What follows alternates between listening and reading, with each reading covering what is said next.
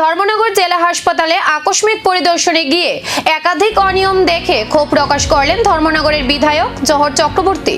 পরিচ্ছন্নতার অব্যবস্থা থেকে শুরু করে হাসপাতাল চত্বরে রোগীদের ব্যবহৃত কাপড় ধোয়ার ঘটনায় একের পর এক প্রশ্ন তুলেন তিনি।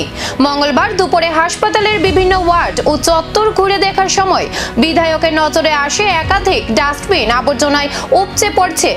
বিষয়টি নিয়ে পরিচ্ছন্নতা কর্মীদের সুপারভাইজারের কাছে ব্যাখ্যা চাইলেও উত্তরে সন্তুষ্ট হননি তিনি। এরপর হাসপাতালের পেছনের অংশ পরিদর্শন করে তিনি দেখেন রোগীদের ব্যবহৃত বেডশিট, চাদর ও অন্যান্য কাপড় হাসপাতাল চত্বরেই ধোয়া হচ্ছে। বিষয়টি নিয়ে মেডিকেল সুপার ডক্টর ভাস্কর ভট্টাচার্যের সঙ্গে কথা বললেও সন্তোষজনক জবাব পাননি বলে অভিযোগ করেন বিধায়ক। জহর চক্রবর্তীর বক্তব্য, হাসপাতালের কাপড় নির্ধারিত স্থানে পরিষ্কার করা উচিত।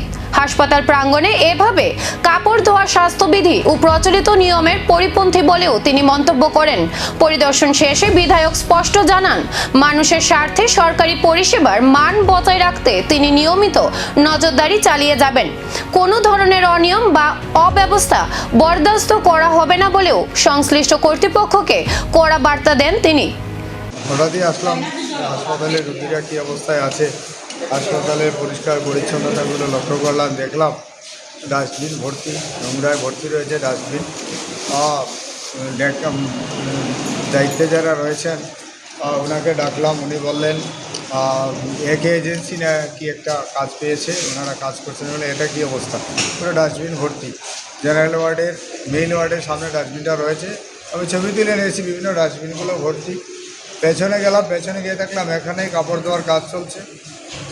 MS মহোদয়কে জিজ্ঞেস করলাম, উনি বললেন চলে যাবে, আগের এজেন্সি নয়, অন্য এজেন্সি আসছে। বলে আপনি যদি পারমিশন না দেন, অর্ডার না দেন, তাহলে কী করে চলে এগুলো? হতেই পারে না, ইলিগ্যাল কাজ হচ্ছে এখানে। যারাই বরাত পাবে, কাজ পাবে, তারা তো ওনাদের জায়গায় নিয়ে এগুলো পরিষ্কার করে ধুয়ে মুছে ইস্ত্রি করে তারপর নিয়ে আসবে। কিন্তু হাসপাতালের জল ব্যবহার করে, এবং আমি দেখলাম নোংরা জল এখানে ব্যবহার করে এগুলো ধোয়া হচ্ছে। MS সাহেবকে বলেছি, ক্লিয়ারিফিকেশন চেয়েছি ওনার কাছে, উনি দেবেন কেন এগুলো হচ্ছে। এগুলো হতে দেওয়া যায়, এটা একটা জেলা হাসপাতাল, পরিষ্কার পরিচ্ছন্ন থাকতে হবে, সব কাজগুলো যাতে ঠিকভাবে হয় সেই দিকে সবাইকে লক্ষ্য রাখতে হবে। কাজেই এলাকার বিধায়ক হিসেবে আমার দায়িত্ব রয়েছে, তাই আমি এসে আজকে হাসপাতাল পরিদর্শন করে, তার আগেও এসেছি 2-3 বার। আমি প্রায় প্রতি সপ্তাহে 10 দিন 15 দিন পরও আমি আসি এখানে, দেখে যাই কীভাবে চলছে সুবিধার পরিষেবা ঠিক মতো।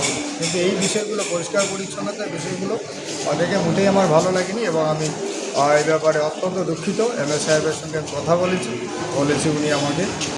বিধায়কের কড়া নজরদারির পর এবার হাসপাতাল কর্তৃপক্ষ কী পদক্ষেপ নেয় সেই দিকেই তাকিয়ে ধর্মনগরের মানুষ।